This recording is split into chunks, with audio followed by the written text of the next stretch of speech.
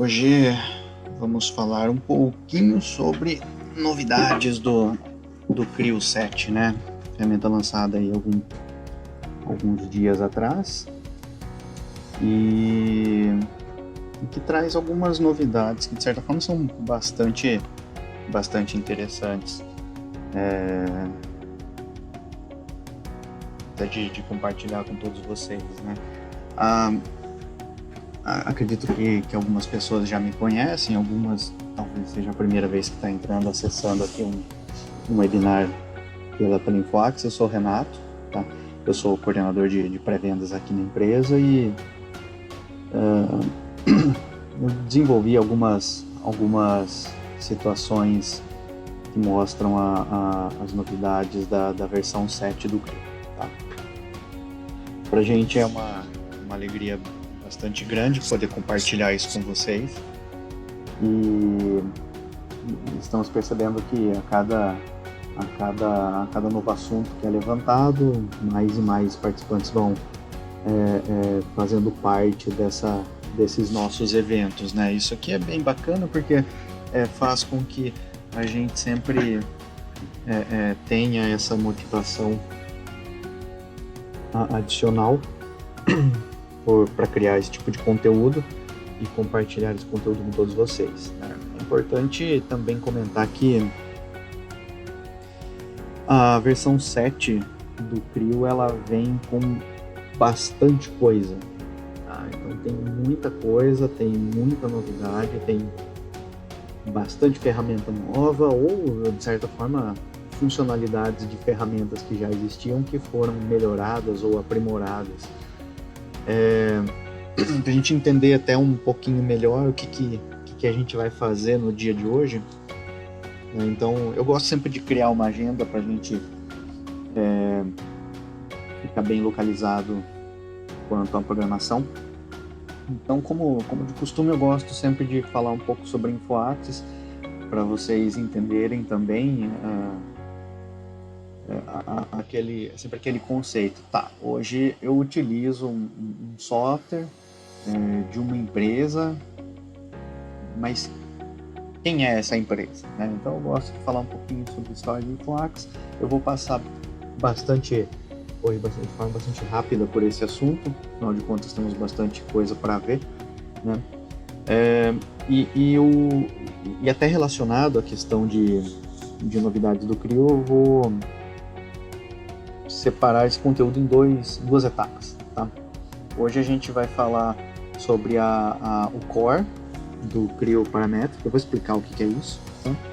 E num próximo webinar a gente vai então falar das ferramentas avançadas do Creo, tá? Então quando eu pensei em posicionar todas as novidades nesse tipo de evento, ia ficar um evento longo, né? Embora a nossa vontade seria de fato fazer um evento presencial também, né? Mas por questão da pandemia e pelas questões de isolamento social, a gente alterou esse conceito para reuniões online. Então, para não ficar um tempo muito extenso, eu dividi em duas etapas. A primeira hoje falando sobre Core, a segunda falando sobre as ferramentas avançadas. Passando rapidamente também sobre o Core do Creo, a gente vai de fato falar então das novidades da versão 7.0 e por fim a gente vai para o fechamento, que é só basicamente deixar os contatos, abrir de repente um tempo ali para conversar com vocês. Mas por enquanto eu vou então seguir falando algumas coisas, mostrando alguns vídeos. Os vídeos eu tenho alguns shotzinhos que são as demonstrações, né, que mostra pontualmente cada uma das novidades, bem como o número de novidades e os assuntos que temos hoje para tratar. Eu não tenho vídeo de tudo que eu vou fazer, não tenho a demonstração prática de tudo que for de fato colocado aqui para vocês, né? E eu confesso que deu até um certo trabalho de escolher quais seriam as principais novidades a apresentar aqui hoje, porque todas as novidades elas são interessantes, afinal de contas a gente está falando de melhorias numa versão. E essas melhorias elas não são feitas basicamente. O time de desenvolvimento de um software não imagina que aquela ferramenta nova, aquele recurso que já existe, que vai ter uma opção diferente dentro dele, ou um novo recurso que de fato vai existir num software. Não são eles que decidem o que isso aqui é interessante colocar, isso aqui é legal, isso aqui aumenta a velocidade. Não. Quem na verdade faz uma versão nova de um software são os próprios usuários, né? Então todo mundo que é o usuário do CRIO, ele colabora com que uma versão nova venha, como essa 7.0, venha recheada de informações adicionais e novidades para aumentar desempenho, para diminuir cliques, enfim. Mas vamos lá, vamos falar um pouquinho sobre a InfoAxis, né? Como eu sempre comento, é uma empresa já bastante madura, fundada em 2002, e como foco a questão do fornecimento dos produtos PPC, bem como também toda a parte de consultoria técnica, não só em questão de desenvolvimento, mas também em questão de processo de empresas, usinagem, né, manufatura. Então a InfoAxis ela tem um time bastante competente para trabalhar em diversas linhas, ou diversos nichos, ou diversas funções dentro de uma empresa, tá? Hoje somos o maior parceiro da PTC na América Latina, e isso traz para a gente também uma liberdade muito grande, até na customização de algumas coisas dentro do produto, né? Isso é uma questão bastante realizada aqui dentro da empresa, né? Algumas customizações elas são feitas e precisa de um time com excelência para tal. Pulando rapidamente aqui pelos tópicos, né? Somos parceiros também da PTC de forma oficial quanto a treinamentos, suporte técnico e fornecimento da solução, né? Já fomos premiados pela própria PTC, o melhor parceiro das Américas. A gente tem uma base muito grande de usuário utilizando soluções da PTC. Formados pela InfoAxis, temos mais de 18 mil usuários. Então é um número bastante expressivo, considerando uma solução CAD, né? Existem muitos usuários e a nossa ideia de treinamento também é fazer também o acompanhamento pós-treinamento, para que de fato a gente tenha ideia e saiba que a pessoa está extraindo o máximo que uma solução pode trazer para ela, né? Temos a primeira implantação de soluções, né? Foi feita pela InfoAxis, e somos também especialistas em soluções de IoT e também de realidade aumentada, tá? Na apresentação de hoje eu vou falar um pouquinho também sobre realidade aumentada. Faz parte do core, e como eu sempre comento, a InfoAxis ela tem bastante experiência, tem bastante know-how para realizar esse tipo de tarefa, tá? Avançando um pouquinho a apresentação, temos aqui agora, assim, mostrando o que é o tal core, né? O core capabilities do CRIO. Então, quando a gente fala do cerne, do núcleo do software, a gente está falando da versão da condição core dele, tá? Então, temos toda a parte de modelagem 3D, seja ele sólido, superfície, o freestyle, que seria a superfície guiada por pontos, por malha, né? Parte de chapa metálica, as peças plásticas, enfim, a gente fala sobre a questão de modelagem. A realidade aumentada, então a forma que eu tenho de exportar essa informação antes desenvolvida para de repente uma apresentação, uma colaboração de uma forma um pouco mais rica em detalhes ou rica em qualidade, então isso faz parte também. Questões de montagem, então tenho aqui a parte de não só a montagem em si, né, que eu faço toda a condição de mates ali entre as peças, Então, o relacionamento entre elas, isso também vai me permitir criar com conceitos de mecanismo e também conceitos de soldas dentro de uma montagem. Tá? Toda a parte de documentação e anotação. A documentação que eu digo seria, então, a parte do detalhamento 2D.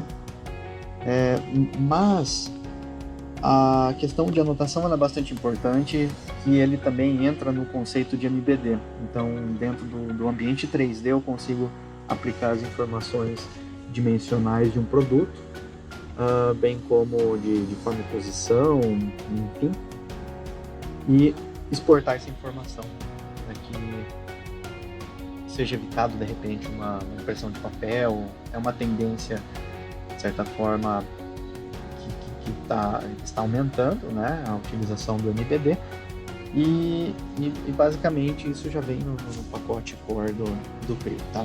Temos a questão de renderização e animação também com esse pacote core.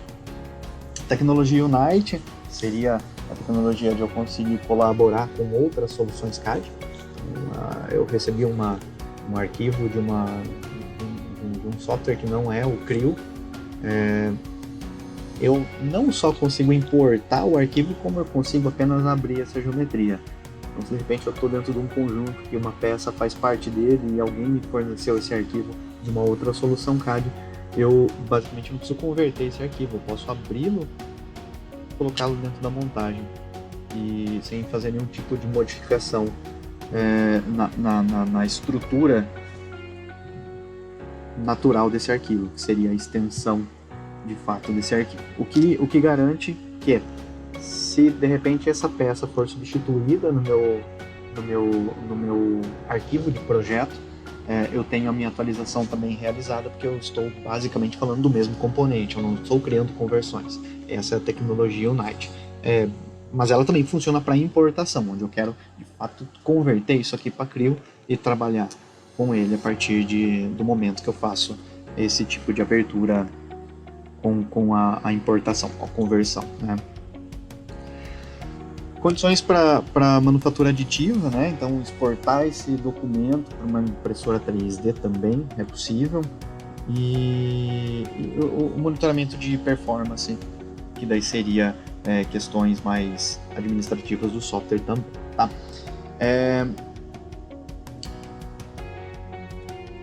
E aqui falando um pouquinho sobre os tópicos que vamos passar durante esse período aqui. Apesar de ter colocado a informação core mais uma vez, esse core eu especifiquei como sendo a parte de modelagem do software, tá?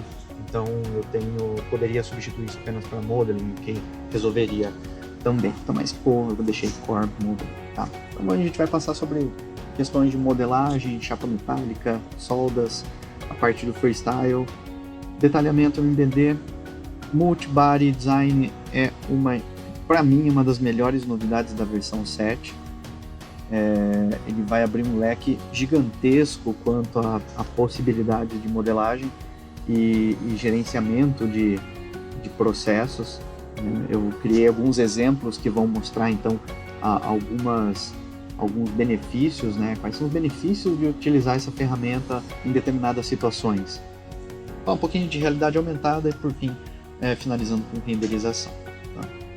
Apesar de eu não criar nenhum tópico específico sobre isso, a parte de administração do software também ela foi melhorada. Tá? Então, temos processos mais rápidos de instalação, mais fáceis de gerenciar esse procedimento também. Né? É óbvio que parte do tempo de desenvolvimento de uma nova versão do software é sempre voltada para aumentar rendimento. Então a performance do Creo 7 ela foi melhorada em relação a versões passadas, mas isso eu já fiz alguns benchmarks e o Creo ele se comporta maravilhosamente bem em relação a rendimento. Então eu falo que eu utilizo aí 1/4 de uma máquina que hoje é configurada para outras soluções, que eu tenho um rendimento até melhor, né, se comparado com o mesmo conjunto, com as mesmas condições de trabalho. E com essa questão de rendimento melhorado também na versão 7, isso garante que basicamente eu consiga ainda utilizar o mesmo sistema, ganhar rendimento com isso. Então aquela questão, trocou versão de software, tem que trocar de máquina também, pode abandonar essa ideia. Então a vida útil de um computador dentro de um parque de engenharia, ele tem a tua vida útil ampliada trabalhando nesse conceito também, tá? Então vamos lá, né? Tenho aqui algumas informações nessa segunda agenda. Agora a gente vai falar só de novidade mesmo, e aí eu só vou parar de falar agora quando eu finalizar essa apresentação e formos nos despedir, tá? Se de repente alguém tiver alguma dúvida, se alguém ficar com alguma dúvida durante o processo, segura ela um pouquinho aí, que no final eu vou abrir um espaço para isso. E a gente pode conversar, pega o contato, a gente troca e-mail, troca celular aqui, vocês podem me ligar, a gente fala, manda mais material. Sintam-se à vontade em questionar sobre qualquer situação ou condição, né? Mas durante o procedimento da apresentação eu não vou parar para resolver ou responder nenhum tipo de dúvida, tá? Então, até para eu não me perder aqui com minhas notas, com as minhas telas aqui. Bom, então vamos aí, ó. Vou falar sobre o Creo Modeling, né? Aqui, assim, entrando nesse tópico, a gente consegue abrir um pouco mais de opções. Então tem bastante coisa nova aqui, somente dentro de um tópico. Alguns comandos a gente vê que quando utilizado ele aumenta muito a velocidade do desenvolvimento ou facilita algumas coisas durante um processo de adição de material, de remoção de material, ou aplicando de repente alguma modificação no modelo, né? E a gente tem agora, por exemplo, no Import Data Doctor, né? Eu abri uma peça de fato importada aqui dentro e eu estou fazendo ali um reparo em algumas superfícies que não veio, coisa do tipo. Hoje a gente tem algumas melhorias nesse aspecto de separar o que é sólido, o que é superfície, né? E o controle desses reparos eles acabam ficando bem melhores, né? E também eu consigo controlar a representação da exibição dessas geometrias, né? Trabalhar com transparência, enfim, eu tenho agora possibilidades de criar filtros de exibição para melhor identificar quem são essas faces ou de repente separar assuntos para eu tratar assuntos específicos, né? Quanto ao próprio desenvolvimento, a gente tem agora a opção de inclinação. Isso aqui eu ainda vou imaginar uma peça que não é nativa, tá? Eu peguei uma peça importada e quero aplicar uma inclinação. Tá, mas essa face já tem inclinação. Não tem problema, ele vai reconhecer qual que é essa inclinação da face, porque ele trabalha com um reconhecimento topológico de uma geometria que eu abro e preciso modificar, né? Então ele já faz esse reconhecimento automático, consigo equalizar faces, consigo aplicar mais inclinação ou remover inclinação. Isso eu vou mostrar para vocês. Outra questão interessante, qualquer entidade de linha reta, né, linha sem curva dentro de um esboço agora pode ser utilizada para espelhamento. Então, vou imaginar um cenário que eu estou desenvolvendo um esboço, um sketch novo ali dentro, e eu tenho uma linha de referência, eu olho para ela, poxa, essa linha pode me servir como espelhamento aqui, né? Como referência para o espelho. Legal, você pode utilizar ela sem problema nenhum. Eu vou mostrar que por padrão não é bloqueada essas informações de espelhamento, né? Eu consigo deixar dinâmica essa modificação, mas existe a possibilidade de eu bloquear e ficar travado essa condição também de posicionamento. As aparências dos ícones de restrição, né, que dão aquelas informações de, por exemplo, essa linha vertical, horizontal, tangente e tudo mais, elas foram melhoradas e eu consigo destacá-las caso haja necessidade. Então, é uma questão utilizada muito para quem, pelo menos o que eu tenho, assim, né, com uma opinião, Renato falando, né, no início do desenvolvimento, quando eu começo a estudar a ferramenta, eu ainda utilizo isso. Com o tempo eu vou deixando de utilizar essas ferramentas, por questões de já ir traçando os perfis ali como posicionamento final, mas quem utiliza essas informações, elas foram melhoradas e ajuda bastante a gente também localizá-las dentro de um desenvolvimento de esboço, né? E agora o Creo ele traz uma acuracidade diferente. Por padrão, agora ele usa a precisão absoluta do documento e não mais relativa. Então, a relativa a acuracidade é baseado na geometria, e a absoluta é baseado basicamente num valor pré-estabelecido, né? Essa opção é recomendada para multicorpos, né? Tem uma mesma acuracidade, uma mesma precisão de arquivo baseado num valor único, e para peças importadas também acaba sendo bem melhor, porque eu trabalho sempre com fatores ou valores pré-definidos e ele não vai abrir um range de modificação baseado em geometria, tá? Lembrando que quem trabalha com o Creo, por exemplo, o 6 e o 7, vão ser apresentados dois tipos de template, né? Ele sempre vai trazer o relativo absoluto, né? Lembrando que os que estão ali como relativo, eles são templates da versão 6, o 7 são sempre os templates que estão em absoluto. Para esse tópico aqui, eu separei alguns shotzinhos que mostram na prática o que de fato faz essas novidades. Vamos passar por elas e a gente já vai para mais um tópico, vendo outras novidades e tudo mais, tá bom? Então vamos lá. Falando um pouco sobre uma edição de esboço aqui, quero aproximar um pouquinho essa região e mostrar as nossas referências geométricas ali, né? Então vamos imaginar que eu tenho muita referência baseado no meu perfil e eu quero modificar essas referências para ficar mais fácil de entender. Então olha lá que eu consigo agora controlar o tamanho dela, e não só o tamanho da nossa referência geométrica, bem como a coloração dele também. Então eu posso fazer até uma combinação aqui entre mudar a cor de fundo e cor da minha restrição. Então coloquei cor de fundo escuro, agora coloco um fundo rosado para esses itens, né? E a gente vê que a forma agora de identificar esses botões que representam então nossos vínculos geométricos fica bem mais fácil, né? É interessante utilizar desses conceitos até para buscar uma modificação local, né? Então a gente nota que de repente eles podem ser muito úteis, né, quanto à modificação. E o interessante é que se eu paro o mouse em cima, fica lá já em highlight quais são as informações que fazem parte dessa relação.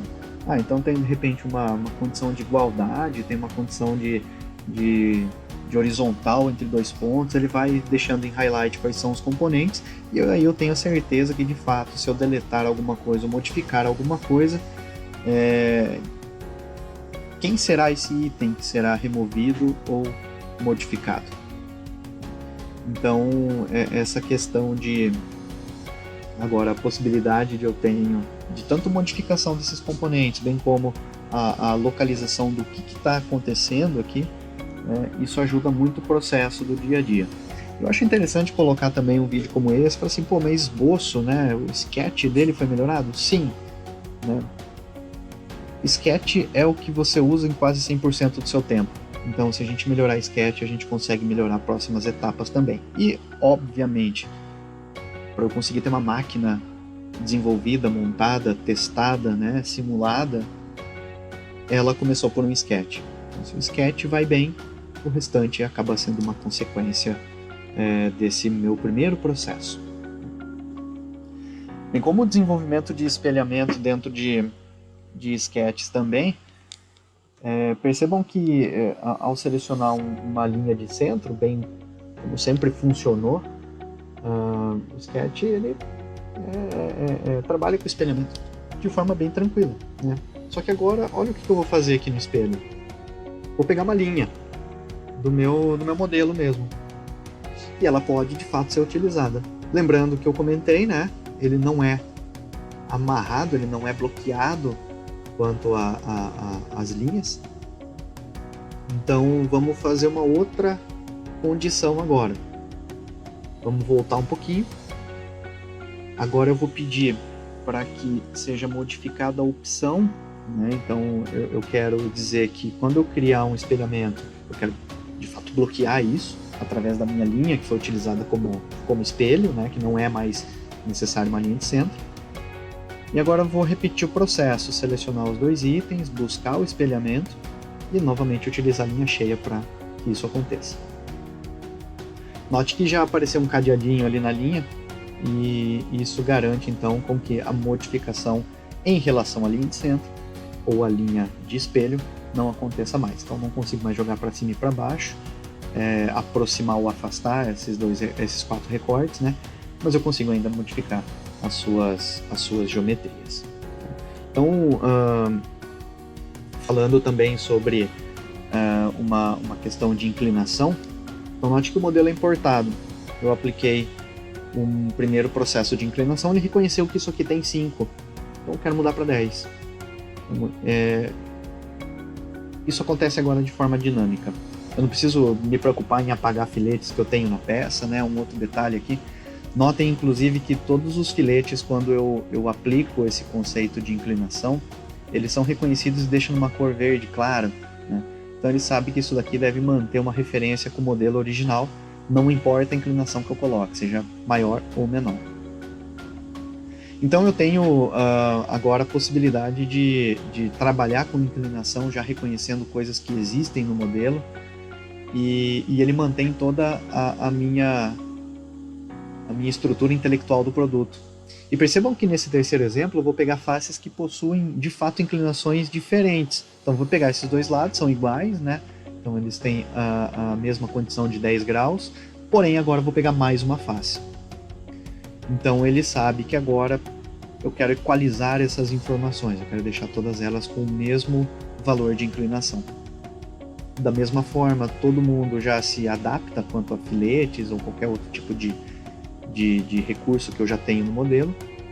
E vale a pena comentar, esse modelo é um modelo importado. Então eu não tenho mais, de repente, a necessidade de me preocupar em remover um detalhezinho de corte, um detalhezinho de ressalto, um filete, um chanfro ou qualquer outro tipo de acabamento que eu tenho numa região. Afinal de contas, ele já faz essa propagação. Isso garante também o menor número de cliques no desenvolvimento de uma modificação local ou global de um produto. Afinal de contas, o que eu puder evitar de retrabalho é melhor. E nessa versão ela vem muito rica nessas características de você, com menos, fazer mais. Eu sempre comento também que o kernel do Creo ele é muito, muito, muito inteligente e ele consegue reconhecer situações para exclusão de referências, para adição de referências, principalmente quando eu trabalho com Flexible Modeling. Então é uma ferramenta bastante, mas bastante poderosa mesmo nesse tipo de ação. Sheet Metal do Creo, né? Eu sempre falo que eu já trabalhei com algumas soluções, né? E algumas soluções são chamadas lá de add-ons, né? Ou Gold Partner, enfim. Então, da mesma forma que um software CAD é for Windows, né? Eu tenho add-ons que são for software. Por exemplo, eu tenho algo que roda dentro do Creo. Então, é um tipo de assunto que eu conheço relativamente bem em chapas metálicas. E quando eu conheci o Creo, eu fiquei espantado com a capacidade que ele tem de desenvolvimento de chapas. Então ele é bastante forte nessa questão de desenvolvimento. E essa versão 7.0 ela vem com algumas melhorias quanto a tipo de acabamento ou planificação de conformações. Então hoje existe uma opção que pode ser controlada dentro desse tipo de ação, né? Que eu consigo então manter o recorte ali normal a chapa ou de forma reta, né? De forma alinhada ao produto. Isso consequentemente vai me reverter num resultado de planificação diferente, dependendo do tipo de opção que eu habilito ou não habilite dentro desse comando de conformação. Tá? Que tipo de conformação que eu consigo utilizar, então, para habilitar ou não essa nova função? Qualquer um que vocês já têm lá, né? A conformação por superfície, a punção ou a conformação por matriz, né? Apesar de elas terem todas elas chegam no mesmo resultado, né? Mas a de punção matriz depende de que lado da ferramenta que eu estou enxergando, né? Conformação por superfície e aquela conformação que eu desenvolvo o sketch ou desenvolvo o meu esboço na hora da conformação. Posso copiar, colar, enfim, mas todas as formas de conformação que eu tenho listado aqui, superfície, punção, tenho a da própria matriz, né, ou a desenvolvida por sketch, pode ser agora habilitado ou desabilitado essa função, onde ele cria diferenças no recorte e, consequentemente, a planificação ela terá um resultado diferente. Tá? A gente entrar um pouquinho também, falar de soldas. A solda do Creo, ela funciona de uma forma bastante interessante, né? Porque quem faz solda, quem precisa colocar esse tipo de assunto dentro de uma montagem, esse tipo de condição dentro de repente de uma peça e tudo mais, de fato precisa não apenas mostrar que aquele canto ou aquele encontro entre peças ele tem um colorido ali, né? Colocou solda? Coloquei. Porque fica bonito. Não, ninguém faz isso porque fica bonito, né? A solda, de fato, é um elemento importante quanto a processo e o Creo, ele traz essa característica de criação de soldas. A solda também eu consigo extrair informações importantes quanto à fabricação. Então, no final de um processo de adição de solda no conjunto, eu consigo saber, de fato, quanto que eu gastei de solda, né? Qual que é o peso adicional do meu conjunto baseado nas soldas que foram aplicadas, qual é o custo, qual é o material, qual é o tempo para soldar esse conjunto. Então, a solda, de fato, ela é feita por uma questão de necessidade, né? É uma questão lógica de montagem de um componente ou da manufatura de uma montagem em si, né?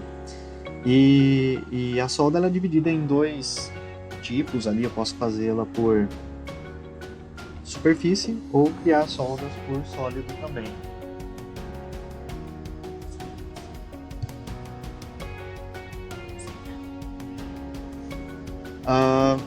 E por eu ter essas duas capacidades, em alguns casos as pessoas preferiam trabalhar com superfície, porque dava ali para criar uns cliques a mais, outras por sólido, né? A questão agora é que tanto por sólido bem como superfície, as soldas elas têm a mesma característica de criação, ou seja, solda superfície seria algo mais representativo, solda sólida seria de fato algo sólido, ela tem volume, ela tem massa, né? Então as soldas sólidas foram melhoradas para essa versão, o que em versões passadas conseguiria fazer apenas por superfície, hoje eu também consigo fazer com soldas sólidas e me abre um pouco mais, que eu sempre digo, né? Me abre um pouco mais o leque para a criação de elementos como esse dentro de uma montagem, para conseguir colaborar com outros departamentos ou melhorar o processo de descrição de uma montagem. Eu consigo ter mais informações de uma montagem, e quanto mais informações temos, é melhor para um desenvolvimento de um ciclo completo ali, né? Falando um pouco sobre o Freestyle, quem não conhece essa ferramenta, existe um botãozinho chamado Freestyle ali em cima, lá quase no final do campo, lá na direita, né? Quando eu trabalho com recursos e tudo mais, em Model, né? Esse Freestyle é de fato aquela característica que eu tenho de iniciar um novo modelo baseado em um círculo, em um cilindro, de repente. Eu colocar pontos nessa superfície e criando então uma modelagem livre, né? Essa modelagem geralmente ela pode ser realizada para criar um conceito de ponte entre itens sólidos, que é igual esse primeiro exemplo ali em cima, né? aquela alavanca ali, né? Então eu tenho dois corpos sólidos e eu preciso fazer a conexão entre esses dois itens. Só que dependendo do tipo de geometria que eu preciso, se eu for modelar, eu vou precisar de alguns recursos, sendo que se eu trabalhar com o meu freestyle, em um bloquinho que eu adiciono ali, aplico algumas modificações, isso que já é resolvido. E outra coisa, eu posso também modelar utilizando essa questão de freestyle baseado em imagens, né? Então, para projetos conceituais ou projetos de produto, onde o conceito ele parte de uma imagem que foi de repente rascunhada em um papel, isso é totalmente válido, né? Então, imagina que uma reunião lá, eu venho, desenvolvo alguma coisa à mão ali no papel, com uma ideia de conceito, eu vou digitalizar isso, jogar para dentro do Creo e eu vou utilizar essas referências para desenvolvimento desse produto. Tá? Então, é bastante utilizado também nessas considerações. Então, agora na versão 7.0 eu consigo utilizar curvas, né? Então curvas que eu desenvolvo, de repente combinando dois sketches, enfim, eu consigo utilizar esse tipo de curva para amarrar partes do meu item. Tá, mas por que isso é importante, né? Que às vezes você tem uma curva já desenvolvida, eu importei essa curva e quero já colocar esse meu modelo amarrado a ela. Isso aí é totalmente válido. Segundo, né, eu consigo não só amarrar essa curva ao meu modelo, bem como colocar conceitos de inclinação para aumentar ou diminuir a curvatura do meu produto. E isso traz uma nova característica, uma característica também interessante, que possibilita a melhor atuação entre corpos sólidos que eu tenho na tela e esse modelo freestyle que eu estou desenvolvendo. Então, a possibilidade de eu amarrar curvas à minha modelagem do freestyle possibilita também uma melhor atuação, uma melhor conversa entre algo que eu já tenho na tela, que seria o exemplo superior, né? Para a gente enxergar na prática, eu já tenho aqui um modelo previamente desenvolvido. Esse modelo ele está como freestyle ali na árvore de construção e basicamente editando ele eu começo novamente a clicar em pontos e aplicar modificações, né? Quem ainda não utilizou esse recurso pode utilizar, ele é muito simples de mexer, né? Apesar de ter bastante controle, ele é bem intuitivo, né? E agora aqui, quanto questão de alinhamento, eu vou pedir que eu quero de fato amarrar a uma curva que eu tenho. Então aquele modelo, ou aquela parte central do meu produto, agora ela pode ser 100% vinculada a uma curva que eu tenho já pré-estabelecida. Como questões de inclinação, então eu posso aplicar tanto a inclinação como trabalhar com o conceito de tangência ou posição específica, né? Então depende muito do tratamento que eu quero para finalizar esse produto. E essa forma de adaptação, mais uma vez, possibilita muito a melhor adaptação entre modelos que eu estou trabalhando com freestyle e modelos que eu já tenho desenvolvido no meu ambiente 3D. Então, eu achei maravilhoso isso, porque mesmo que seja algo conceitual, seja algo que eu estou desenvolvendo ainda, eu consigo criar uma curva baseada, ou seja, vou imaginar, tracei uma imagem à mão, joguei para dentro do software, eu vou criar curvas em volta desse produto e com o freestyle eu só vou amarrando ali o meu produto às curvas que eu tenho. Então, a possibilidade ali de interação ou de adaptação do meu modelo acabou ficando muito, mas muito melhor. Falando um pouquinho sobre detalhamento agora.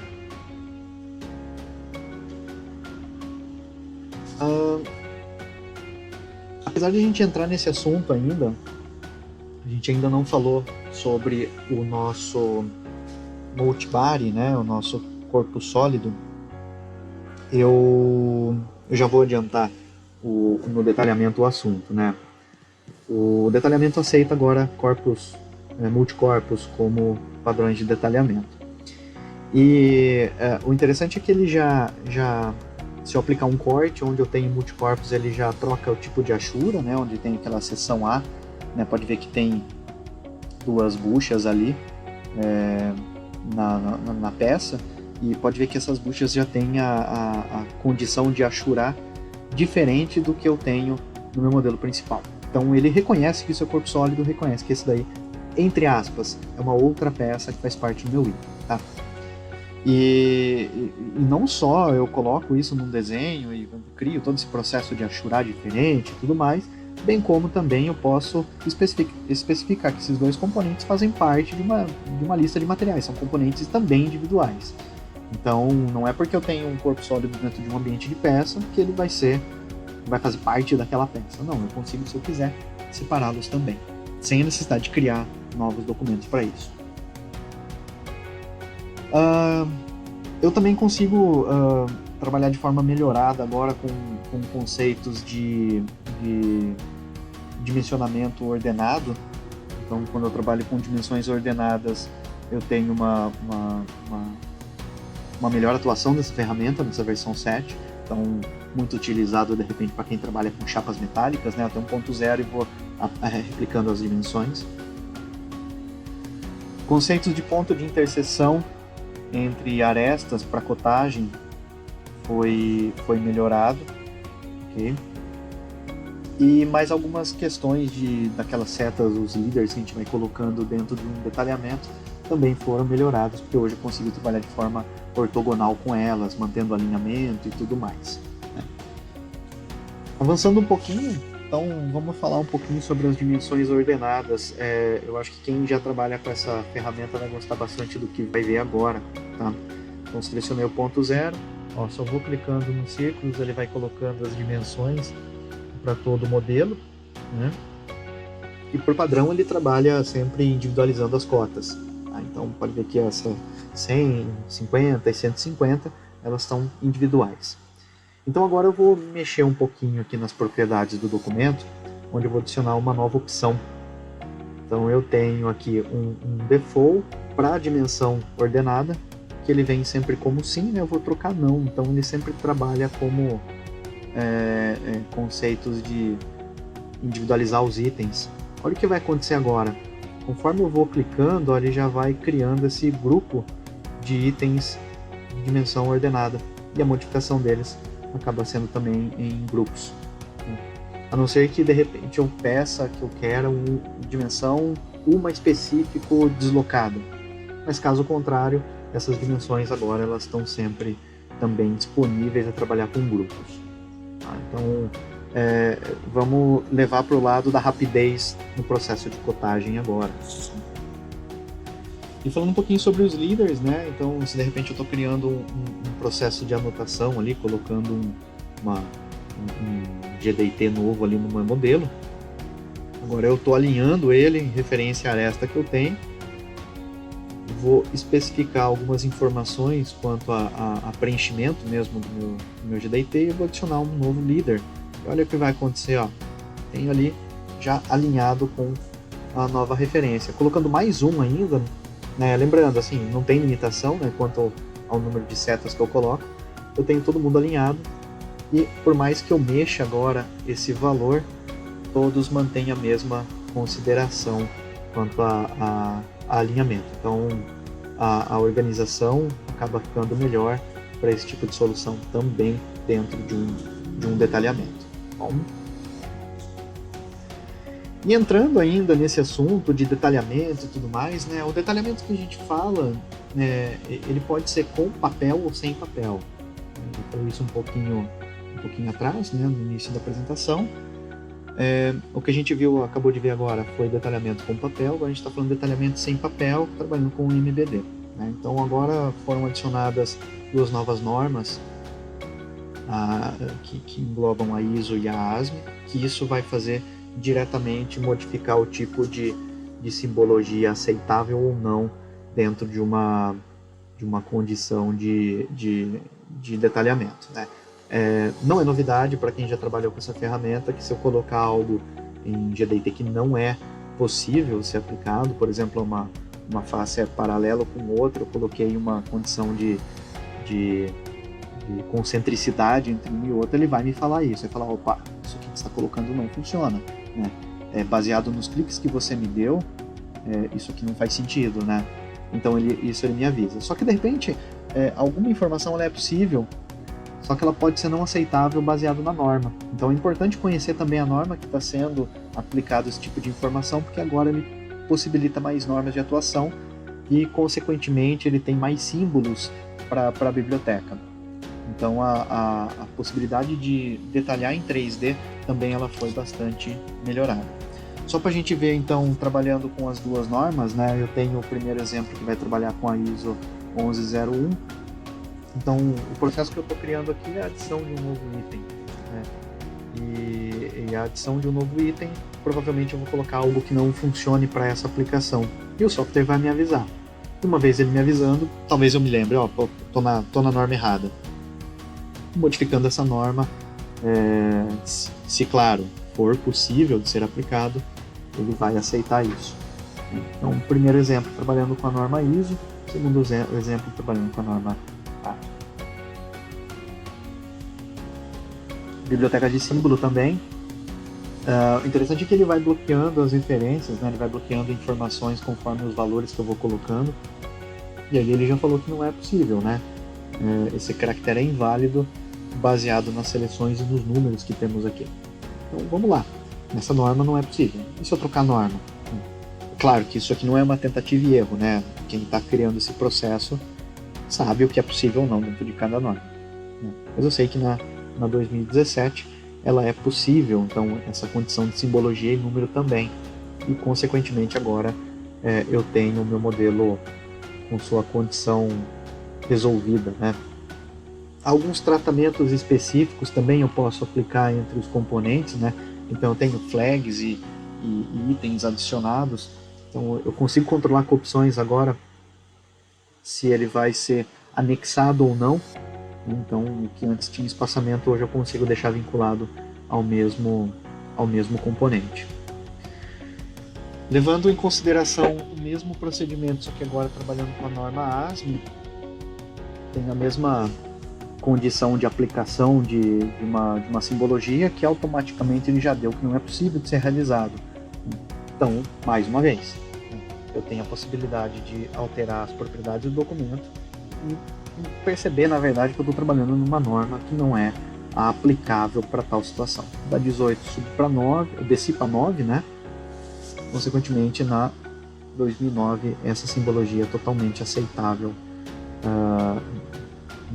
nessa característica, né?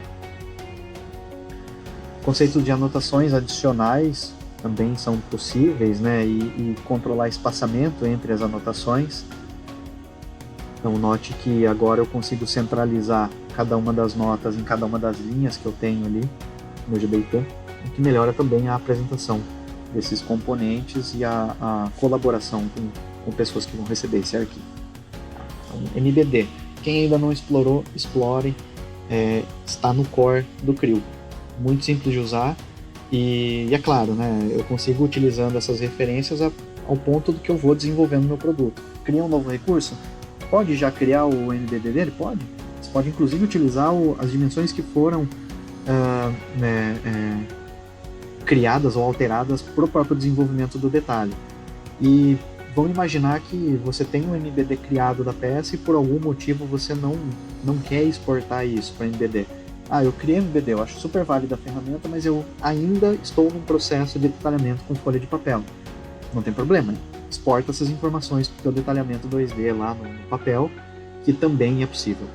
Então, o que é feito no MBD não é perdido, ou exporta direto do 3D ou reutiliza isso dentro de um detalhamento também no papel, né? Multibody, esse aqui para mim é uma das melhores ferramentas da versão 7 do CRIO, né? Conceito de desenvolvimento. Por que eu trabalho com múltiplos corpos? O que é um múltiplo corpo? Então, vamos imaginar o seguinte: dentro de um ambiente de peça eu tenho várias peças. Como assim? Sim, tenho várias peças lá dentro. Imaginem que eu tenho aquela chapa planificada e eu tenho dois anéis ali de outras cores, né? Por que eu faria isso? Obviamente esses anéis fazem parte da chapa, né? Imagina que eu estou pegando essa peça de um fornecedor, ela já vem pronta, né? Só que isso vai me dar a garantia de repente, para essas duas dessas duas arruelas, vou chamar de arruelas, né, montadas ali, eu tenho já, ou duas buchas, enfim, eu tenho um outro material para elas, então eu consigo trabalhar nesse conceito múltiplos materiais, caso haja a necessidade. Em outros casos, pode ser utilizado também quando eu estou trabalhando com ferramentas de topologia, que vai fazer parte da segunda etapa da apresentação, vou falar um pouco sobre topologia dentro do Creo 7. Tá? Mas o múltiplo corpo, ele permite com que eu isole somente a parte que eu quero trabalhar com a topologia. Então eu tenho pontos de fixação, pontos de onde vão acontecer cargas, e um volume específico onde vai acontecer o cálculo topológico do Creo. Então eu posso criar isso através de um múltiplo corpo, né, deixar ele isolado, e eu já crio uma separação automática ali do que pode e o que não pode ser manipulado pela ferramenta topológica. Alguns outros conceitos quanto ao desenvolvimento, né, dessa peça cinza, amarela e bege ali embaixo, né, coisinha de areia ali. Então eu tenho uma peça que já foi previamente modelada e eu preciso aplicar uma modificação de última hora no meu componente.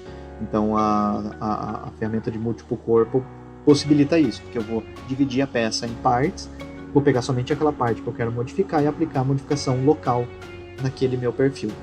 Inclusive trabalhando em conjunto com o Flexible Modeling, que a gente já viu também a apresentação sobre ele, né?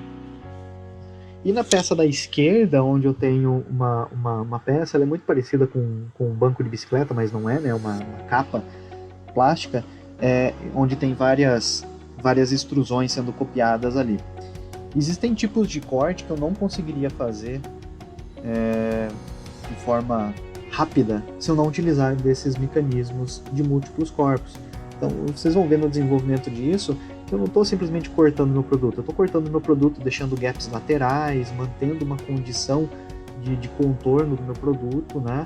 E que é um acabamento que eventualmente é obrigatório que seja feito. Isso aqui vai dar uma liberdade gigantesca quanto a esse processo.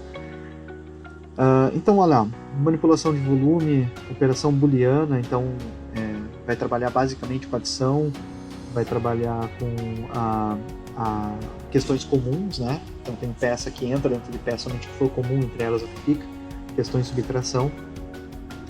Fabricação aditiva, projeto generativo, simulações, consigo isolar partes para simulação, peças moldadas, metodologia de Master Model, não sei se alguém conhece a expressão, mas Master Model é onde eu consigo um contorno total de um produto, aí eu divido ele em partes, e cada divisão dessa eu isolo para trabalhar individualmente, colocando casca, suportes, enfim, né? Só que todos eles saem de um mesmo conceito, né?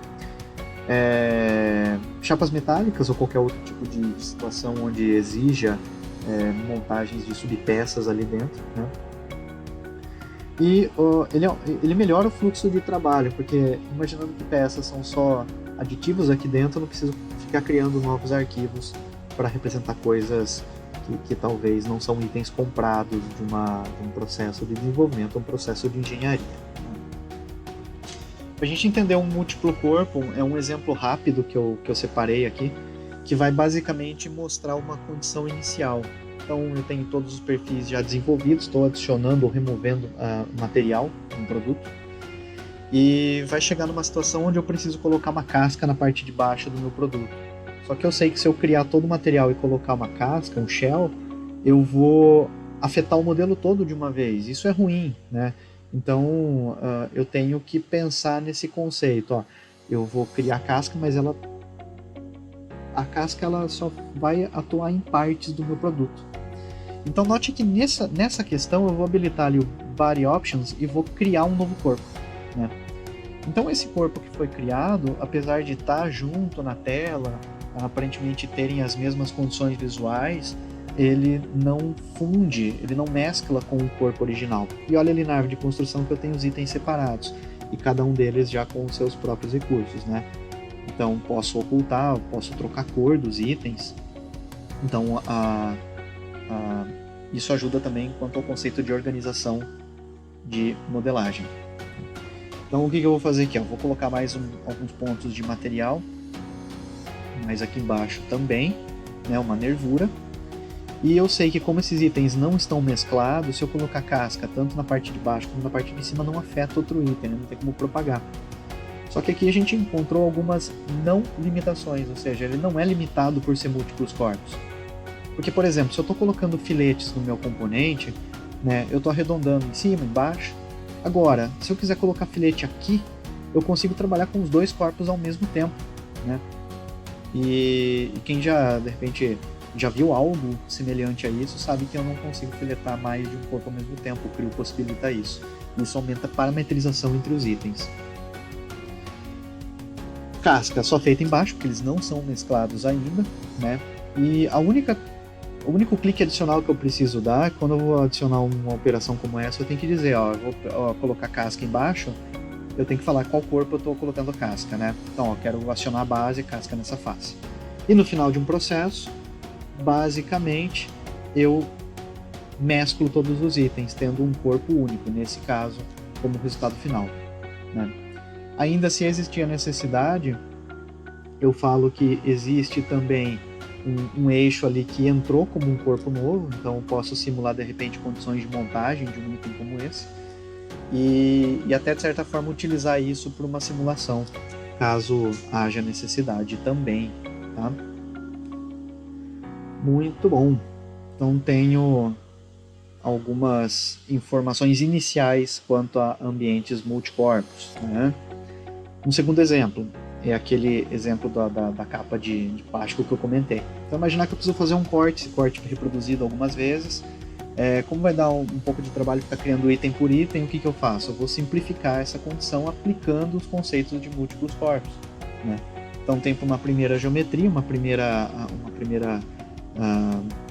região que vai ser extrudada. Minha preocupação é tirar a informação de mesclar resultado, ou seja, eu não quero que isso aqui vincule com a peça original. De fato é um múltiplo corpo.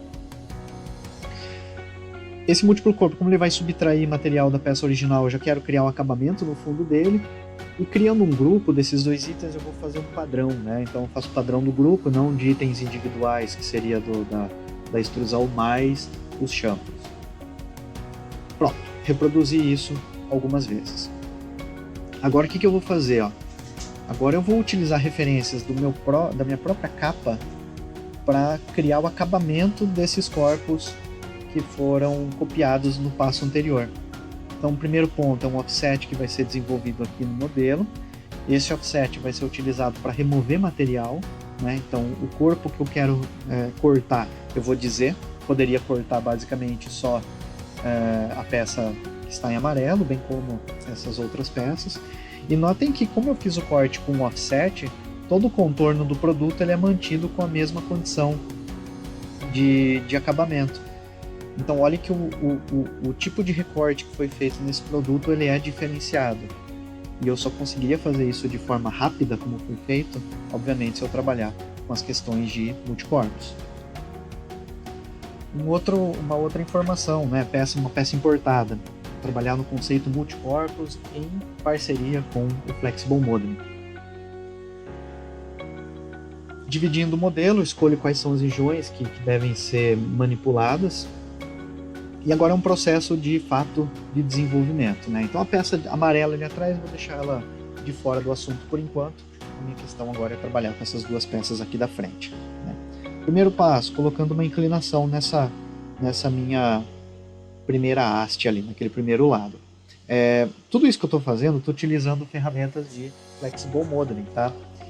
Já utilizei uma operação booleana, removendo então ou voltando a conectar essas duas abas, e a gente sabe que as operações do Flexible Modeling são bastante inteligentes, né? Então se eu pedir para remover esses detalhes, ele não só entende que deve tirar coisas que estão sobrando, mas também como deve adicionar material às coisas que estão faltando aqui dentro, né? Voltando aqui a modificar esses elementos, vou jogar um espaçamento aqui para ele agora, eu vou aplicar mais algumas informações. E detalhe, né? Não é porque os itens eles são importados ali e basicamente eles têm aquela característica de eu não sei como foi desenvolvido, né, que eu não consigo alguns tipos de reconhecimento. Vocês vão ver daqui a pouquinho que mesmo que eu tenha desalinhado algumas furações, se eu utilizar aquelas referências do Flexible Modeling de reconhecer questões de padrão e tudo mais, ele vai identificar itens que também não estão alinhados. Esse conceito de desenvolvimento é chamado de ponte, tá? Onde eu tenho corpos que estão separados e eu crio uma conexão entre eles, voltando de repente a criar uma conexão entre as peças, né? Mesclar esses componentes. E basicamente aqui basta fazer alguns outros tipos de modificação. Então uma furação que era 5 foi para 4 agora. Eu vou dizer que todo padrão deve ser reconhecido, então mexer em todas as furações ao mesmo tempo, de forma analítica, digo qual que é o resultado final da furação. E vejam que interessante que é isso daqui, né?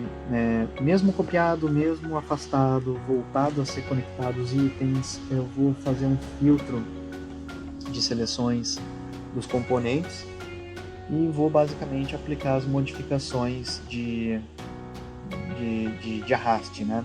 Por padrão a gente nota que não existe a tangência, mas o próprio Flexible Modeling permite essa condição de adaptação automática, né? Isso aqui não é novidade, é uma questão que já funciona. Tá? Modelo quase pronto, basta aplicar os acabamentos agora nele. Então, vou aplicar filetes tanto na parte de cima bem como na parte de baixo também, filete em todos os cantos do produto. E basicamente agora me resta apenas vincular todos os corpos, transformando a peça em um corpo único. Então notem que a forma de edição de uma peça como essa ela fica muito mais simples, ainda se tratando de uma peça importada utilizando conceitos de múltiplos corpos. Tá? Então isso vai talvez abrir muito a cabeça de vocês quanto a possibilidades, né?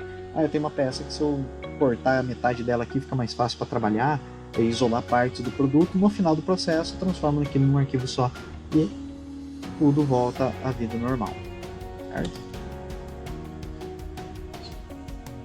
A publicação em realidade aumentada, então hoje a gente consegue combinar estados a serem publicados como realidade aumentada. Realidade aumentada não é novidade em si, o Creo ele faz isso já uma publicação automática desses componentes, não é de hoje, né? Mas hoje existe uma novidade que eu consigo jogar os estados combinados ou escolher que tipo de estado que eu quero representar como realidade aumentada. Isso eu estou falando de as representações simplificadas, vistas explodidas, seções, aparências, layers. Eu vou conseguir habilitar então essas informações para deixar ainda mais rico o processo de colaboração em realidade aumentada com outras pessoas, ou outros departamentos, ou em outros processos, né? Então agora, como eu habilito isso, eu posso começar a pensar em outras possibilidades, de fato enxergar uma peça como é por dentro. Se eu vincular com outras informações, como por exemplo, levar um pouquinho mais para o lado do IoT, eu também consigo aplicar manuais de procedimento durante a execução de uma tarefa como essa. Ou seja, vou imaginar a moto ali, eu tenho a moto representada em cima de uma mesa, eu vou aplicar um corte nela, vejo uma peça interna, clico na peça, ele vai me mostrar através de um vídeo ou de uma outra representação da minha realidade aumentada, como de repente faz uma manutenção, a troca de um componente ou a montagem de um processo dentro de um chão de fábrica. Tá? Então, esse tipo de possibilidade ele deixa ainda mais rico esse processo de colaboração, para ainda ficar mais fácil de mostrar isso para outras pessoas, né? Mais fácil de entender como que seria um processo de montagem, desmontagem, manutenção, enfim. A realidade aumentada é uma tendência também bastante alta. Temos muitos parceiros que já estão implementando essa característica e temos tido bastante sucesso em cada uma dessas implementações, né? É claro que esse tipo de conteúdo é algo que é muito específico, né? Cada empresa precisa de um tipo de informação e a gente vai sempre, obviamente, ajudar a deixar rodando de forma mais lisa possível. Entrando, se não me engano, no último assunto agora, renderização. A renderização seria, imaginar, o último passo ali de um desenvolvimento, né? A renderização do Creo, ela é bem, o resultado final dela é bem bonito, né? Então, ela é muito simples de usar porque vem de uma base de ferramenta bastante robusta para isso, né? Então, se de repente eu vou apenas arrastando material, mexendo em iluminação, trabalhando com o cenário, o resultado ele fica bastante interessante sem ficar perdendo tempo em colocar pinta-face e coisas do tipo, tá? Então, assim, é uma ferramenta de fato para quem quer uma qualidade alta de exportação, mas com um tempo reduzido para ficar preparando, senão precisa ter uma equipe especificamente voltada a esse tipo de conteúdo, né? Então, durante o procedimento eu também consigo executar trabalhos de renderização. E quando a gente fala que o processo é fácil para renderizar, eu faço durante o procedimento, entra uma novidade que é o pause ou resume ali durante o processo. Então, se eu estou criando um cálculo de renderização, eu consigo pausar isso para que não ocupe nenhum tipo de processo no meu computador e eu fazer, obviamente, outra tarefa, né? Depois eu volto a dar um resumo ali, um resumir na minha renderização para de fato exportar isso como resultado final. Não é novidade também que o Creo possibilita a adição de manequins dentro de uma montagem, ou seja, eu consigo colocar uma pessoa dentro de uma montagem para de repente mostrar, para ter uma referência do tamanho de um conjunto, né? Então eu tenho aqui um conjunto, tem uma pessoa do lado, isso mostra mais ou menos o tamanho do meu conjunto. Bem como fazer um walkthrough para ele. Eu tenho um ambiente fechado, eu vou colocar um manequim dentro desse ambiente, eu vou andar pelo ambiente para entender então quais são os pontos ali de visualização de uma pessoa. Eu posso também trabalhar com conceitos onde eu pego esse manequim e coloco ele posicionado em condições diferentes de trabalho, né, para simular também a operação de uma pessoa num equipamento que seja. Mas uma novidade é que o manequim também tem o ponto de vista dele, né? Isso não é novidade. A novidade é que eu consigo pegar o ponto de vista do manequim e transformar isso também agora em uma renderização. Então eu sou um manequim, estou olhando por um ponto específico da minha montagem. Se eu pedir essa janela a ser renderizada, hoje eu consigo também exportar essa imagem em uma alta resolução. Levando em consideração que a visualização de um manequim ele já tem todas as características de profundidade, né? Então é de fato como se tivesse uma pessoa observando tal componente, tal montagem em tal posição. Consigo renderizar também sequência de movimento de mecanismo e animação que já foi executado em um projeto. Então, para pegar de repente montagens em posições diferentes, porém funcionando de forma real, isso é possível na versão 7 do Creo. Tá? E existe uma melhor forma de controle do piso que eu estou utilizando para renderizar. Então eu posso definir não somente as configurações do ambiente, bem como o piso e criar uns pisos personalizados, porque isso faz diferença também no resultado. Se eu conseguir mostrar o produto mais real ao mundo real, é melhor, né? E uma vez que eu tenho isso configurado, eu já deixo isso salvo para utilizar em próximas renderizações também, né? E lógico, esses pisos eles podem ser utilizados e alinhados com referências que eu tenho no meu ambiente de montagem ou de peça, né? Então não é algo solto, eu vou alinhar ele com itens que eu tenho já dentro do meu ambiente a ser renderizado. Só para a gente ver a questão do pause e o resumo dele, notem que quando startar a ferramenta de renderização, a peça ela é automaticamente já renderizada numa condição bastante interessante. Eu vou aumentar o número de cores, basicamente ficaria um pouco mais pesada essa renderização, né?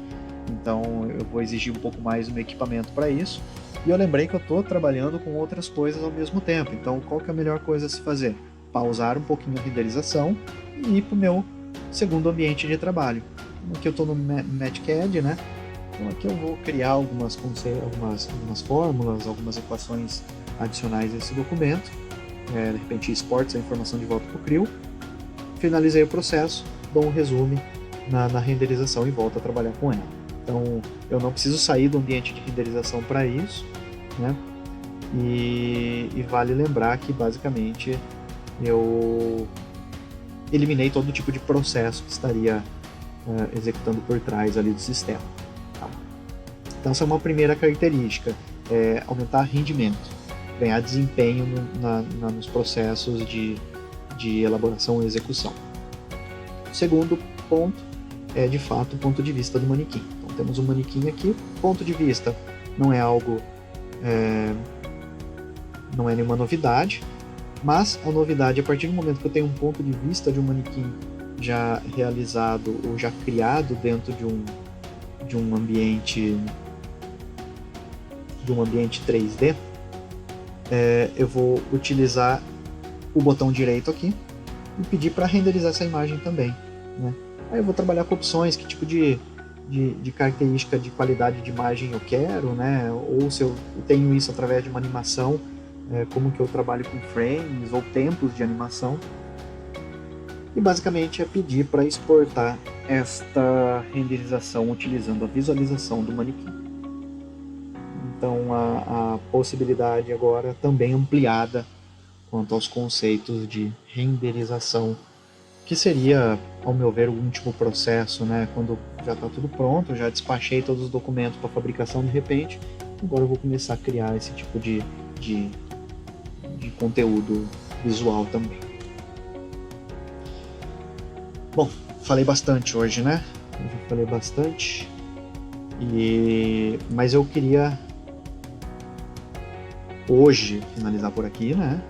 Eu tenho mais novidades a mostrar para vocês, mas como já eu falei no início, hoje a gente viu a parte core do Creo. Então notem que a core dele já tem muita coisa, né? Ainda que eu dei uma boa lapidada, senão a gente ia ficar aqui pelo menos até acho que a metade do período da tarde falando sobre isso, né?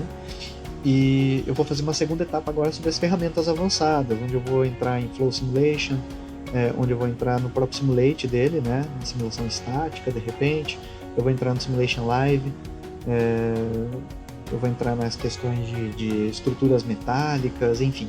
Então, eu vou lançar esse evento, vocês todos serão convidados, obviamente, e nesse evento a gente tem a segunda etapa da nossa apresentação.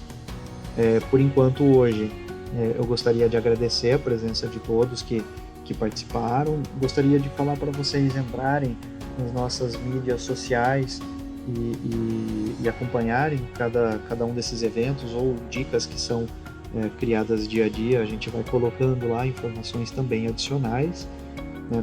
Caso tenha ficado alguma dúvida e queiram mandar por e-mail isso, podem ficar à vontade em mandar por e-mail. Aqui tem o e-mail da própria InfoAxis, né? Eu vou deixar também o meu e-mail, o meu contato direto aqui com vocês. Então aqui, vamos lá, entrando no contato direto ali com vocês,